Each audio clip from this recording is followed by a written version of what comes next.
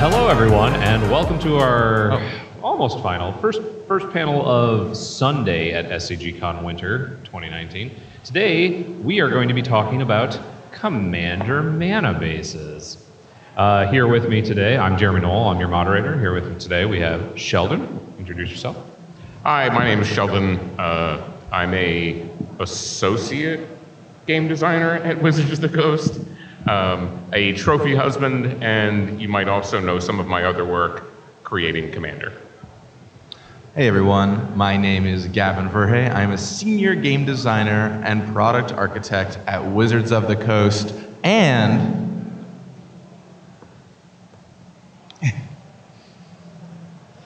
very good at drinking water. a bona fide water monster. It's true. I also focus on all the Commander products at Wizards, so when it comes to building all the pre-constructed decks we've got next year, things like Commander Legends, Commander Collection, that's totally in my wheelhouse. So I guess I know a thing or two about Commander Manabases. My name's Bennie Smith, and I wrote a book called The Complete Commander, and I've been writing about Commander for about 12 years, and I'm totally geeked out about Commander, so I'm thrilled to be here. Can't wait to talk. All right. So this panel is mostly focused on Manabases themselves or Commander. What we're going to talk about first is we're just going to let's lead right into this. Benny, talk to me about Temple of the False God. I'm gonna go get a water. I'm gonna kick back too. All right. What's a little funny about things is that when I wrote The Complete Commander, I actually included it as a staple land. So at the time, I bought into the notion that Temple of False God was actually a good card. But over time, I have flipped sides, and now I'm very much a anti-Temple of False God advocate.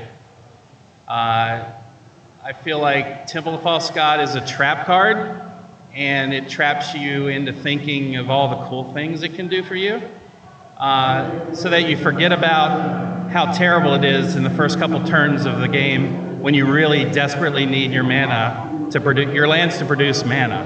So I always try to encourage everybody to think about removing Temple of the False God and putting in even a basic land. I think is better. Unfortunately, Wizards keeps putting Temple of the False God in the pre-cons, so I feel like it's a slightly uphill battle that I'm fighting here. But anyway, that's where I go. Benny, that's where I stand. It taps for 2 mana. Do you know what else taps for 2 mana? Say it with me. Soul Ring. Worn Power Stone. I'm curious, Benny. So given that Commander games tend to go for a really long time, right? You'll be sitting there playing 10, 15 plus turns. You said you focus a lot on the early part of the game with why Temple of the False God is problematic. Why do you think that Temple of the False God is so damaging when it hits your early turns, when it's the later turns in Commander that often matter the most?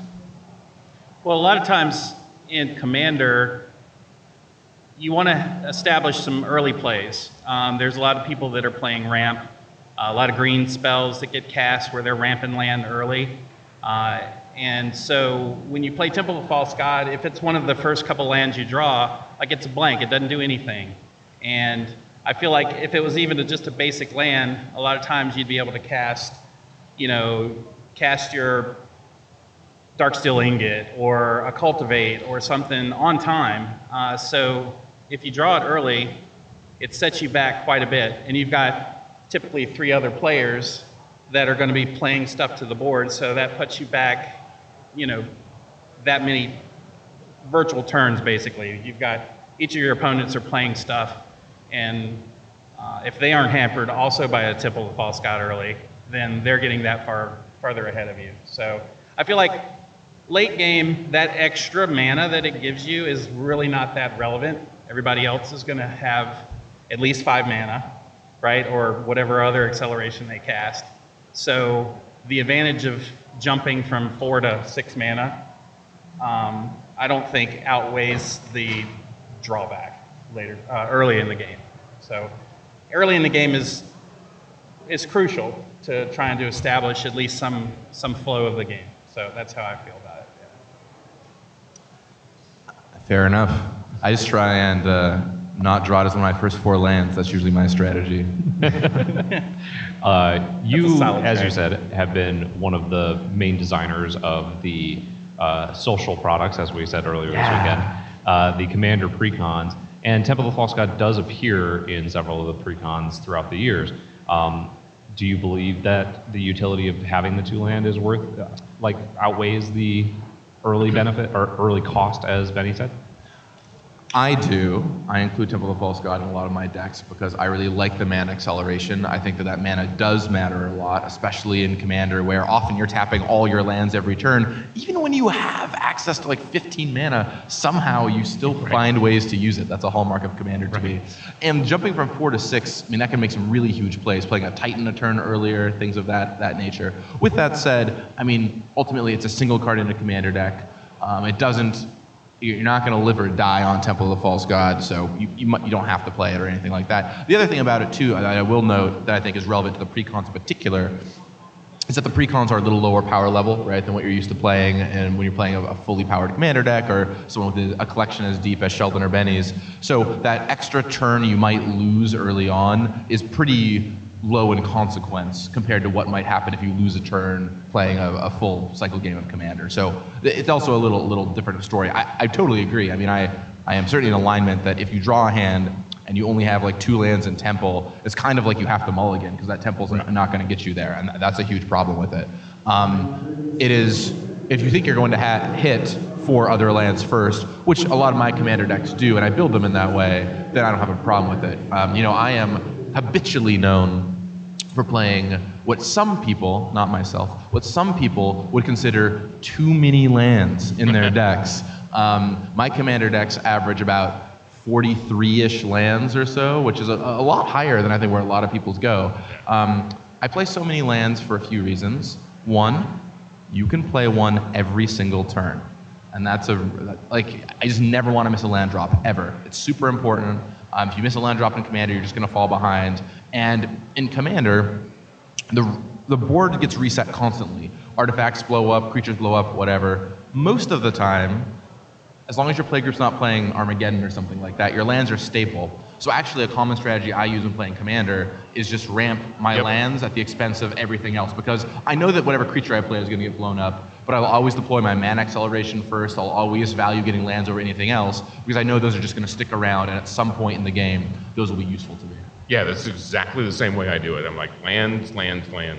If you can, in some color combinations, you almost have to play mana rocks. In Mardu, you're stuck. You get your Wayfarer's Bauble, and that's about it. But if you can play lands, get the lands. Burnished Heart, Myriad Landscape, whatever. Because, like Gavin said, those lands are going to be around a lot longer than the mana rocks or the mana dorks.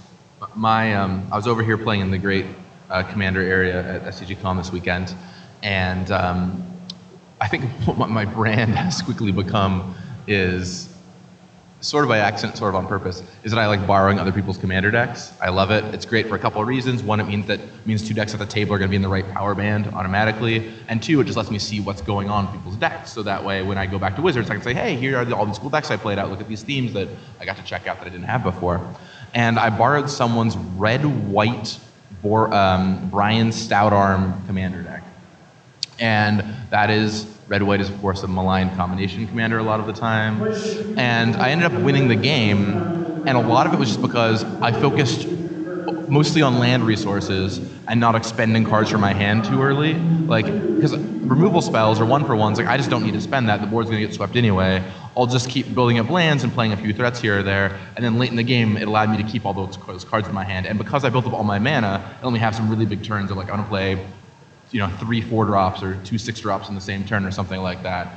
And I cannot talk, we could do a whole panel on, which is not this panel, about saving your resources in Commander and how important that is. But lands are the one resource that I will never save. I just want to get them out there as quickly as possible. That's Anyway, fair. That's my stance. All right.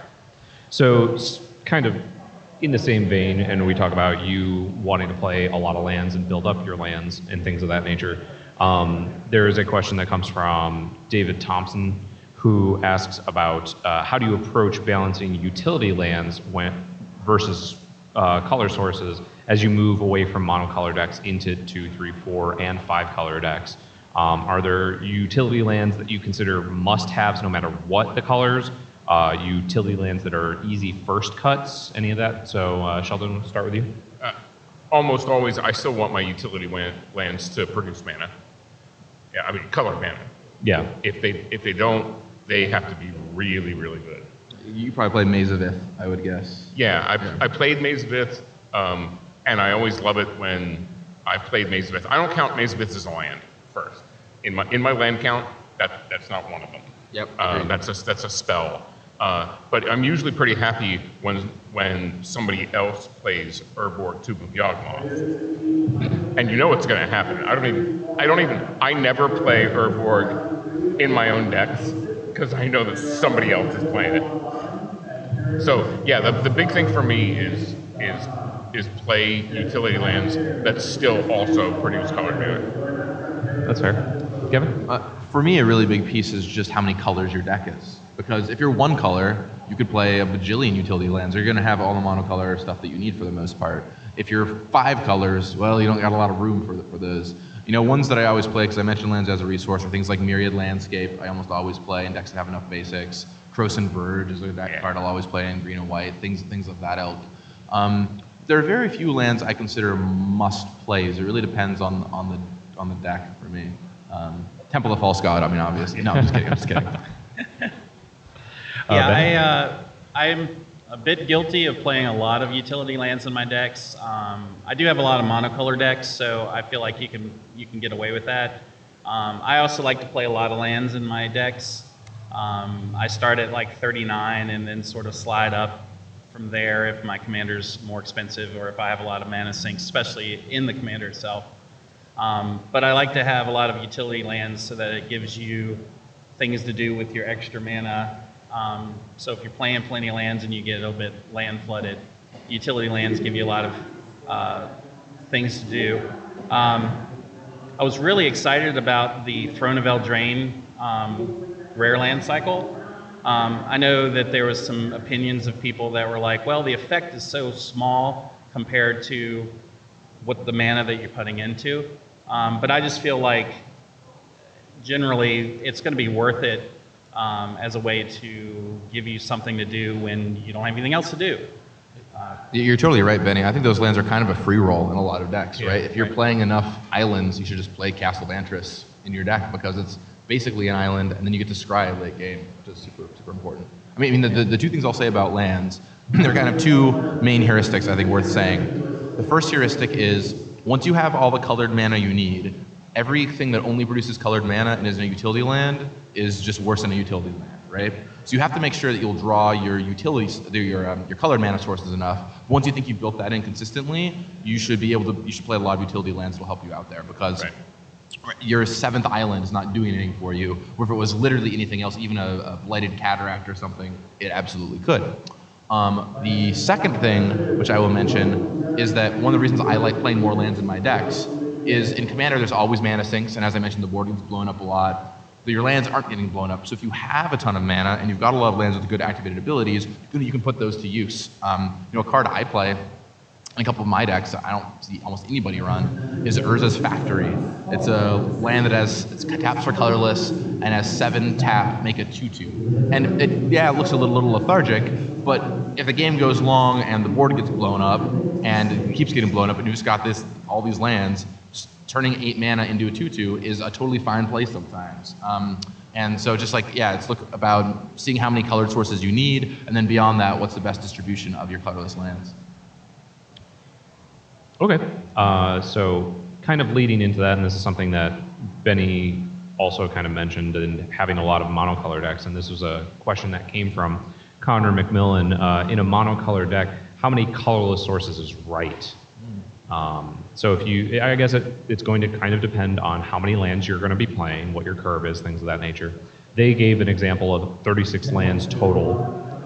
How many do you believe would be the correct amount or possibly too many of the colorless sources, things like Ancient Tomb, Reliquary Tower, Temple of False Gods, Scavenging Grounds, things of that nature. Yeah, it really depends on the kind of deck you're playing. Yeah. If you could play mono blue, you could play Sphinxes, or you could be playing Thassa, God of the Sea, and Merfolk. Yeah. So how you're gonna approach that are radically different, because with the Merfolk, you're gonna want blue, blue, blue, blue, blue, blue, blue, and with the Sphinxes, there's a lot more room to get into the Ancient Tombs and the Temples of the False Gods and whatnot. Yeah. Well, I think there's only really one hard and fast man-based rule in Commander, which is if your commander is Ashling, you should have 99 mountains. That's the one I'll be sure about. Otherwise, I can't agree more. It really depends on the rest of your deck so heavily. I mean, just like any deck in Magic, the answer is it depends. And it's about being able to figure out what matters. So things I would look at to determine how many lands I want are how expensive is my commander? What is the mana curve of my deck going to be like? How much mana do I need to leave up on other players' turns? And then a really big underlooked one is mana sinks. There are a lot of decks that will have, say, commanders with activated abilities, and if you want to be activating all those abilities and still doing other things, you need to have enough mana to make them work. So these are all things that you could take into account when building your commander deck. There is no right or wrong way to do it. I tend to just, once again, lean heavily on lands because I think you'll usually want them to be able to play your commander. Plus, commander has this built-in mana sink, right? Where when your commander dies, it'll cost 2 more each time. And if you can just keep playing your commander, that's a free card that you always have access to. So make sure you hit your land drops. It's super important for that reason. Yeah, I would say for a monocolored deck, if it's not super heavy colored mana intensive, like a Merfolk deck or something like that, roughly 2/3 should produce the color of your commander, I think, and then the rest of it you could slide in some colorless utility lands as a general rule of thumb. Though I think 36 lands, no matter what, is too low. Yeah. So you should add more lands than that. Benny, what are your favorite colorless utility lands? So I love.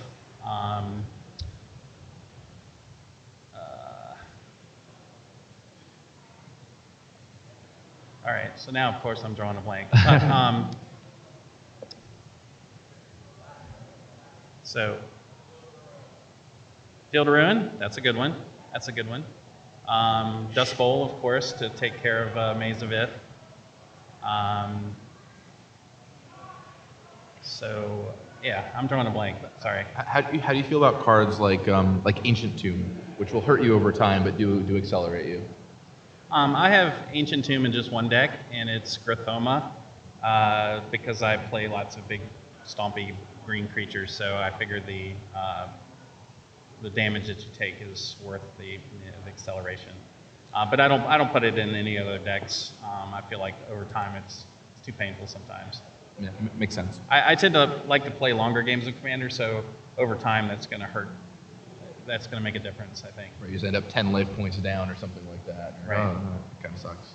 Right, but you play Ancient Tomb and Pain lands in your decks that you're playing Darien King of Keldor in, so you can just make yourself some extra tokens. Oh, absolutely. And once again, it depends on the deck, right? Yep. That's exactly what it is. It depends on the deck. All right, and then the next one is about another style of land that maybe has some contention to it. This comes from David, and their question is, are the Ravnica bounce lands like Rakdos, Carnarium worth it in Commander? They give you the extra land drop, but they come into play tapped. Are they susceptible? And they're susceptible to strip mine and other land destructions. What are your thoughts on those? Yes, they're susceptible to strip mine, but there are way bigger fish to fry in Commander games than somebody's Ravnica dual lands. Sure. We were talking this right before we started, and if you're playing Bajuka Bog, you want as many of the bounce lands as you can have, because that way you have the ETB again. So if you have any lands that ETB and do things, then I think they're great. The numbers work out. I mean, you obviously can't play turn 1, but after that, they seem good, and it's been a long time since I've seen somebody get, Rakdos Carnarium strip mine. They are notably bad with Temple of the False God. So that is a thing to keep an eye out with these. I like bounce lands a lot. I play them in almost all my multiple color commander decks for a couple of reasons. There's an extra land. It's basically when you play a bounce land, you're drawing a free card. Because if you have 3 lands in your hand and one of them is a bounce land, you kind of drew an extra land off that, which is amazing. They reset your ETBs. They also reset anything that works from your hand, so they're great in landfall-based decks, but also have like Transmuted Talaria West that I picked up early off them, like Wajuka Bog. All those lands are fantastic with these. There are a few downsides. If you play one early and you haven't cast a spell yet, you're gonna have to discard. That always kind of sucks. There's weird mana turns where you want to leave up certain combinations of mana and you've got bounce lands, you're like, oh, I can't actually leave up the combinations I want. But in general, I play them all the time. I think they're super strong. The game's gonna go long. You once again, you wanna hit all your land drops. And generally, yeah, every now and then someone is like, ooh, yes, I'll strip mine your land on turn 3. And then 15 turns later, they feel really silly about having done that. So I'm not too worried about it. Yeah, I think they're great lands, especially if you have plenty of lands in your deck, so you can time the drop. So maybe it's not going to make a discard if need be. So you can time it in such a way where you can tap your mana and play something, and then play the Karoo and bounce it back to your hand. So if you're kind of cutting on your land counts, you definitely you want to be cautious about playing that, because even though it kind of counts as 2 lands, it can really set you way behind if you don't draw the other lands to kind of get going the way you want to. I do feel like I see it a lot less these days than back in the day. I don't know whether it's just there's a whole lot of other lands to choose from, so people maybe don't go to it. But I think it's a slam dunk in a 2-color deck. 3-color decks probably too. Once you start getting into more complex mana bases, maybe you don't want to go that way too much. Unless you play 43 lands or something in your decks, in which case I'm a monster. Right? You're a monster. I mean, I think there are a number of decks. I'm going to go out on a limb and just say something ridiculous. There are a number of decks I would play off-color bounce lands in if I could. Like, if there's a bounce land that just tap for colorless. I think there are a number of decks I would just put that into. Because the free card that you get from that land is just so great. The fact you get to keep curving out is so wonderful. There are downsides. It is a come and play tap land, basically, right? It sets you back a turn. If you pick up a come and play tap land with it, oh, that's the worst, right? You're like, oh, it takes forever to do my stuff. Depends on the come and play tap land. But as we said, Wajuka Bog. Yeah. Right. But yeah. So in general, I'm all about them. Would you two play? Would you guys play colorless come and play tap land? Oh, heck yeah. Yeah, one that was colorless, return a land, and I would probably play that. Right. Yeah, So. to me, the bounce is less of a downside than the ETB tap part. Yeah, same. Just gotta get that Amulet of Vigor in there, and then you're good to go. No He's problem. putting more restrictions on Temple of the False God by making it come and play tap and bouncing another land. Yeah.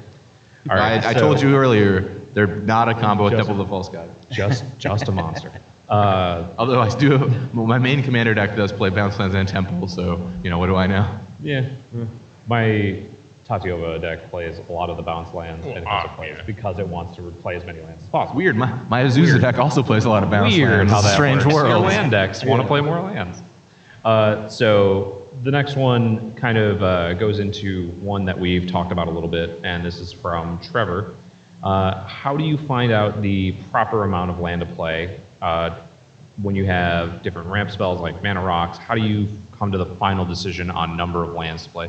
And this is something that you talked a little bit about, Gavin, where you say you actually play what you would consider more lands than what would be considered average. So do you want to talk about like your philosophy on actually going with lands versus mana rocks versus ramp spells? Because I'm a monster, I actually play a lot of lands and mana rocks. I think a lot of my commander decks will go to 55 plus when you count up all the mana rocks plus lands, which is kind of absurd. But when you consider how many of the mana rocks actually do other things, like Mind Stone, I mean, it's a mana rock, but also cycles into a card. Basically, as I mentioned earlier, a lot of my commander deck strategies boil down to accelerate, play lands every turn, win the long game. right? That's kind of, I mean, in Commander, if you look at what the best things to do are, it's mana ramp and drawing cards. And I just want to make sure that I can do those two things and then have all the mana to cast my spells. So yeah, I mean, I'll play like, 43 lands, then play like Mind Stones and Signets and Sol Ring, of course, and Coalition Relic and all this stuff. And there's enough mana rocks, like I said, to do other things that it works out. To me, they do serve a couple different roles. Like the lands make sure that you hit your land drops consistently. The mana rocks means you can accelerate into powerful things consistently, and playing a turn 2 Mind Stone, for example, or turn 2 Signet just accelerates you beyond to a whole another level of the game. And if you're casting your turn 4 spells on turn 3 and your turn 6 spells on turn 4 or whatever, it can really start to snowball if someone doesn't have an answer quickly. I mean, I know it's kind of a maligned card, but if you land like a turn 4 Consecrated Sphinx, the cards that put you back are just going to A, offset all the time you spent playing those mana rocks, and 2, just someone might not have an answer at this point in time, and you're going to be good to go. Also, I'm going to get up, you know what? I got a high horse I'm going to get up on here. If Benny gets to talk about Temple, I'm going to talk about mine, which is all this mana means you can always pay 1 for Rhystic Study. I'm just going to get like a t-shirt printed, I think, that just says, this is a picture of Rhystic Study, and the words like have some discipline on it, because no one ever pays for Rhystic Study. Yeah. And I'm like, y'all, you got to start paying for Rhystic Study. You can't just let it be like 3 mana, draw 12 cards, okay? So all this mana means that I always feel great about paying for people's Rhystic Studies. That's fair. I actually had a game Friday where I might have drawn 2 cards off the Rhystic Study. They were like, hey. It's like, good work. What are you doing? Why do you hate me? Good work, people. Yeah, I feel like with Rhystic Study, you kind of when you play it, everyone else has to either agree, hey, we're gonna let him draw 1 million cards, or we're all gonna be disciplined. But whenever I'm the guy who keeps paying 1 and everyone else keeps letting him draw cards, it's like we're trying to work together here, everybody. You know, like we can't just let him draw 12 cards. Gavin Verhey, annoyed at Rhystic Study, yet still put it in Mystery Booster. Well, I need to get a copy of that card out in the world. Hey, I love Rhystic Study. I play with it. I'm happy when you play it. Just know that, it shouldn't just always be 3 mana to draw 12. Yeah, that's all I'm saying. So, Benny, what are your opinions on the proper amount of balance to lands versus mana rocks versus ramp? Well, I try to play a lot of lands. Mana rocks, I generally only play in non-green decks. I feel like the green ramp spells are just superior. A lot of times they go and just put lands into play, and so they're never going to go away. So like when someone puts a Signet in their green, puts an Arcane Signet in their green deck, I kind of give them a cross-eyed look. But I feel like I don't play quite as many Signets and mana rocks as probably Gavin does. Because I feel like sometimes you end up just drawing lands into mana rocks, into lands, into mana rocks. So you want to have plenty of action too. But that's where mana sinks and stuff come in. I would say probably, generally my decks will average 39 to 40 lands and probably 6 or 7 other sort of mana ramp type stuff. I don't try to go too far, but I have it in there too, because mana ramp definitely helps get you to your fun stuff. Well, and I think a really important part there, Benny, too, just to kind of play into what you mentioned, is the colors of your deck matter a lot when it comes to mana rocks. If you're playing green, you should just be playing rampant growth style effects for the most part instead of mana rocks. Right. If you're playing blue, excess mana rocks will actually not usually hurt you that much because you will always be able to use them to draw more cards and refill your hand. Where if you're playing like a red-white deck or a red or white deck or something like that, those exploit draws let you have no way to cycle through them, and it can be a really, really big hindrance to you. So I will totally agree with that if I'm building, say, a mono red deck, I have to be careful about the amount of mana rocks that I'm playing because those are dead draws late. Where in a blue deck, well, I'm drawing so many cards that my mana rocks will enable me to draw more cards. So there's a big difference. And we have some very good mana rocks, like Lockets and Cluestones, that will replace themselves if they become dead draws. You're like, well, I'll just draw a few. Yeah, I gotta say, we put the Lockets in the Commander decks for this year, and people made a lot of fun of them, right? They're like, why are Lockets in these Commander decks? These are new cards, they're not that strong, but mana rocks that replace themselves are really powerful. Yes. Like the fact that you're like playing this game of Magic, and then on turn 12, you're like, well, what if this land I didn't need was instead 2 more cards? Like, it's great. Yeah. It's like I play Blighted Cataract in a number of my blue decks and just turns the land into 2 cards. So do not underestimate that power. That is very, very reasonable. Hey Gavin, I I'd like to toss a bug in your ear about that because all of those they cost 3 mana. Yeah. And 3 mana is sort of the choke point to me in Commander. Like there's so many good 3 mana spells. So I wonder if there would ever be like a 2 mana rock that you could sack for like 4 or 5 to draw 2 cards, if that could be something that might be possible down the road. Yeah, so the reason why a lot of the mana rocks we see these days cost 3 is for standard reasons. Right. 2 mana rocks are really, really, really powerful, and so we try and keep them out of standard. It also really steps on green's color identity, as you kind of mentioned earlier. Because if green is the color of ramping, but every color has 2 mana ramp, then it really diminishes green's power, which is why, like looking back at, say, original Ravnica, you didn't play rampant growth, so you just all played signets, and your control decks are able to accelerate as well as the green decks. Right. So for standard legal sets, that's why we tend to go with 3 mana rocks for the most part. But when you break out of that, you start making cards in commander products. We can make 2s. For example, I think Arcane Signet is a great version of this, right? We put a card in. It is technically in standard, but I would not recommend putting Arcane Signet in any of your standard decks. It's a 2 mana rock that you could play in commander. So I think in a commander product or a brawl product or something like that, there's absolutely space to make a 2 mana rock that would do something like that. I love Mind Stone. It's one of my favorite mana rocks that replaces itself. I know it costs 4, but Hedron Archive is another great one that I absolutely love. Yeah. Dreamstone Hedron. I've joked for ages we need to make the 9 mana Dreamstone Hedron, right? The tap for 4, draw 4 cards. But I think in some commander products, it's totally in range to be able to do some kind of bigger Mind Stone, like 2 tap for 1 colorless, 5 tap sack, draw 2 cards, or something along those lines. It's a reasonable card to make. It's a great question. Great question. We do have to care a lot about standard with the standard legal sets. Yeah, that's good. Yeah. So the next one is in a similar vein, comes from Tyler, who says, when you're building the deck, do you have any advice on how to make that tough decision of cutting another card in favor of a land?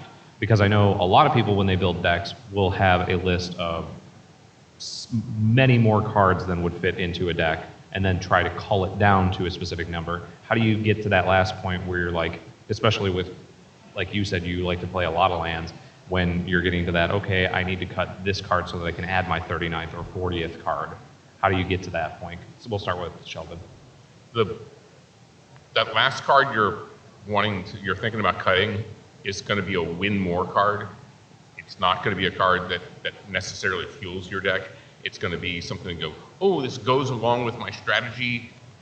But when you look at it in the rear view, you see that if you drew the card and you were winning, you'd just win more. If you drew the card when you were losing, it wouldn't help you win. So with those kind of cards, definitely go for the extra land. As a matter of fact, in most of those cases, I would go for the extra land. Okay. Gavin?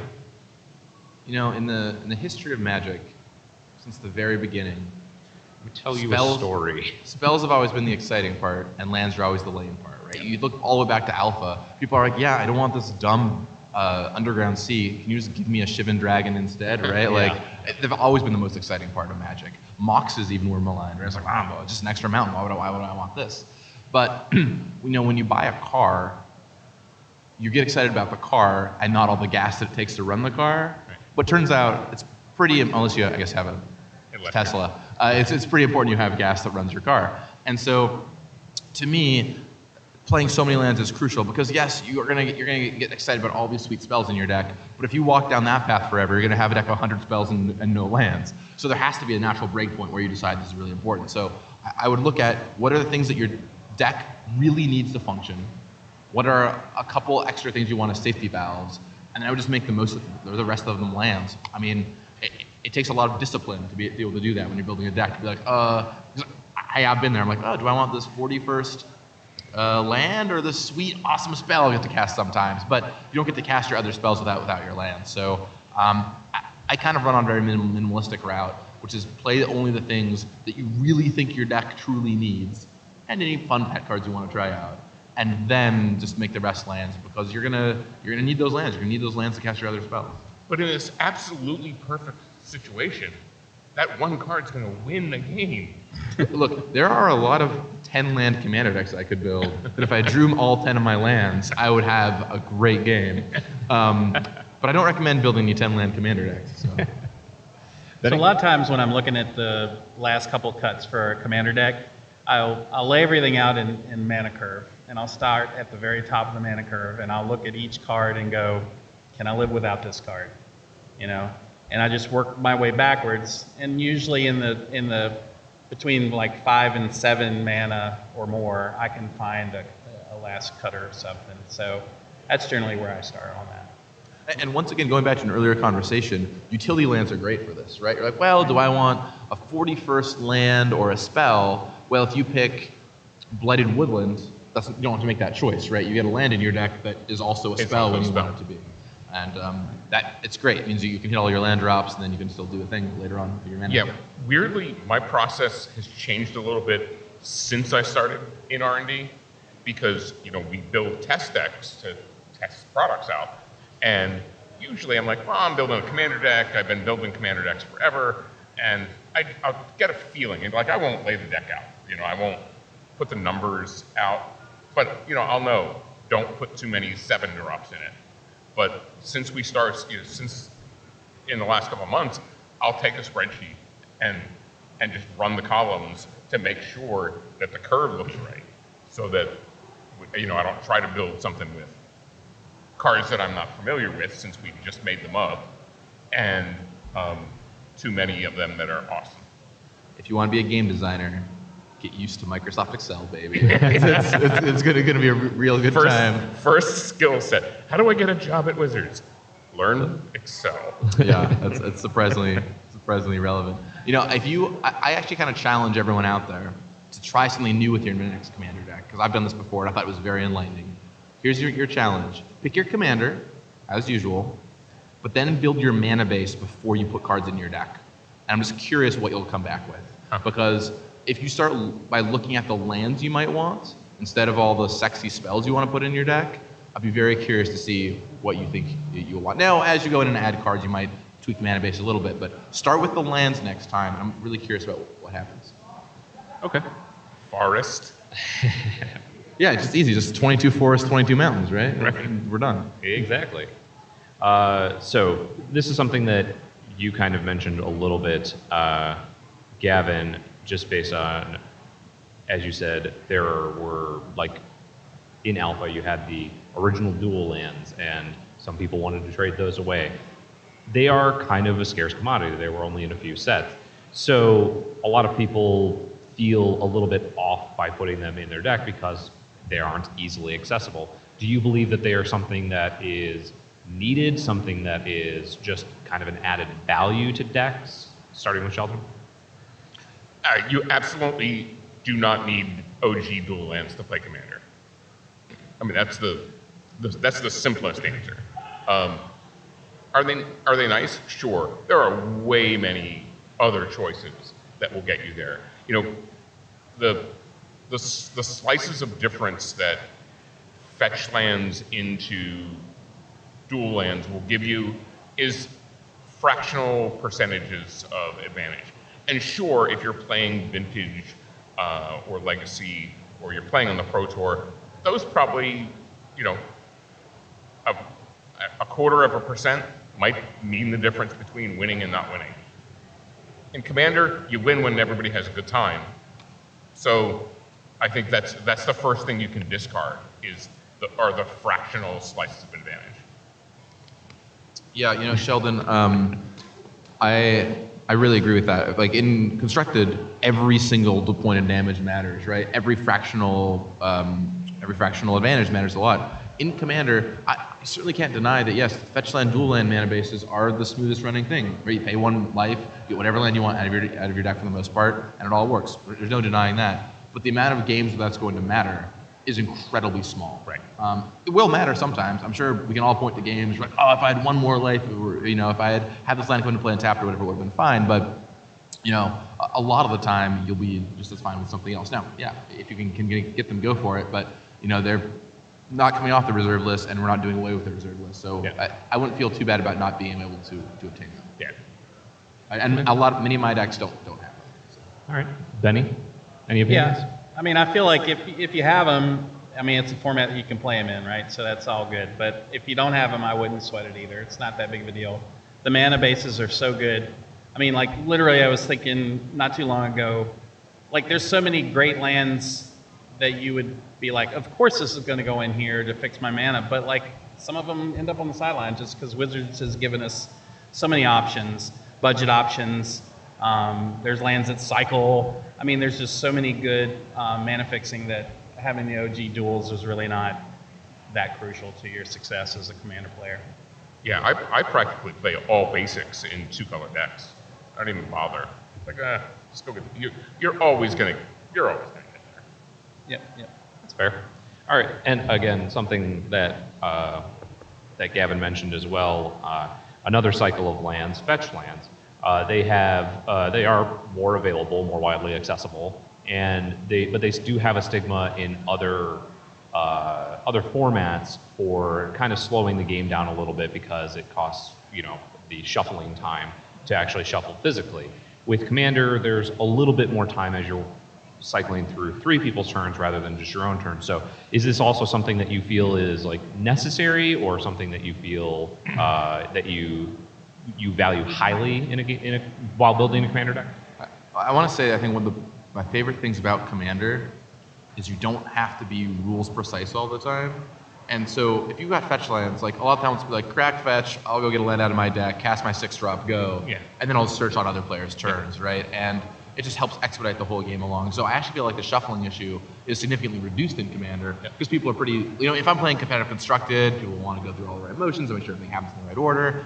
You're just like, man, trust me, I'll get a land on your turn, I'll figure it out then, I'm going to cast this thing, go. And I do that with most dynamic effects, right? If I play Cultivate, I'll just be like, I'm going to Cultivate, I'll get a land, your turn, and just makes the whole thing go faster. Because, look, if we're going to be here for an hour and a half, 2 hours playing a game of Magic, let's not have a lot of it be me searching through my library while everyone looks at me, That's important. Yeah, I did the same thing. Game I just finished, I had a land tax, and I was, like, past turn, start taking my land tax cards and set them off to the side just so that when it got back to my turn, now if somebody blows up my land tax, I'm going to shuffle them back in. But yeah, you play, we have the Sensei's Divining Top rule, the fetch land rule, the tutor rule. Just do it early and sort of reserve the right to change your mind if the game significantly changes. Right. Yep, that's absolutely right. I feel like I'm going to do this now, but if you make a drastic change, I might change my mind, is a generally accepted thing, So. I actually feel that people in Commander play fetch lands a little too much. Like the ones that sack, you have to sack and get a use for them right away. Because it does slow up the game a little bit. A lot of times you're looking for one specific kind of land, and searching through your whole deck, that could be problematic. I mean, if you have a 3 or 4 or 5 color mana base, a lot of times they're needed. And if you have a deck that has landfall triggers and things like that, obviously that's helpful for that strategy. But I see a lot of people play in fetch lands in their 2 or 3 color decks. And I think Wizards has given us so many tools for that can just, the land comes into play and it fixes your mana without having to spend time searching through your deck. So I feel like sometimes people get a little too, they lean a little too heavily on fetch lands. Well, when we're saying fetch lands, everybody's sitting here and everybody's watching is thinking about Wooded Foothills, Scalding Tarn, Arid Scalding Mesa. Tarn. But Terramorphic Expanse is a fetch land when you think about it, right? You don't need to go break the bank on things to smooth out your 3 and 4 color mana bases. Again, you're probably gonna get there with just a little bit of help, and you don't need to break the bank to do it. And I actually like those because they're searching for a basic land. Usually you can find those pretty quickly. Yeah. Right? But if you have a Wooded Foothills, you're probably looking for one specific dual land that's in the 99 cards of your deck. So and you're going to miss it the first time you go buy it. Right, you're going to go buy it. Right. That's why you got to use all white bordered duels. So you can easily find them as you're going through your deck. Very important. And this is something that, similar to what you were saying, that Gavin, you probably helped out with I believe it was the most recent Commander Precons, where they had I believe they were the Mirage style fetch lands, where they come in tapped, but they still go and search for one of those. You don't lose a life, but it takes a turn to untap them, then tap them, sacrifice them, go get one of those types of lands. So that is another option then. So is that like similar thinking by putting those into those decks? Yeah, I mean, those cards are totally fine. Like I play those in some decks, and they're pretty reasonable cards to play with if you want to. You know, also the thing about fetch lands is some decks will want them, some decks won't. For example, if you have a lot of like brainstormy style effects, it's great to be able to get that shuffle. Sometimes a shuffle is a mechanically relevant thing in Magic, and being able to leverage that is powerful. Someday, by the way, I want to make the enemy-colored slow lands for Mirage, the slow fetch lands. Someday. On my long list of things I want for Commander.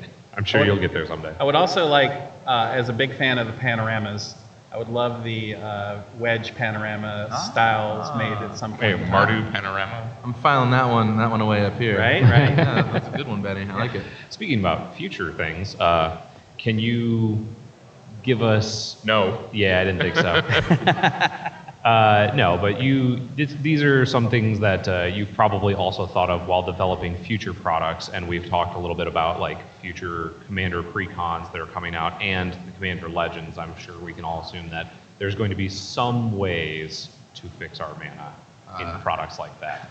Commander Legends, I'll give you an exclusive spoiler, Commander Legends contains at least one card that will fix your mana. So there we go. One card that will feature There's at least one card that will fix your mana. So yes, we've got cool stuff coming up. Breaking news. Yeah. I know you thought we're going to force you to do it the hard way. Just all basics all the time. Yeah. So that I think that about wraps it up for us.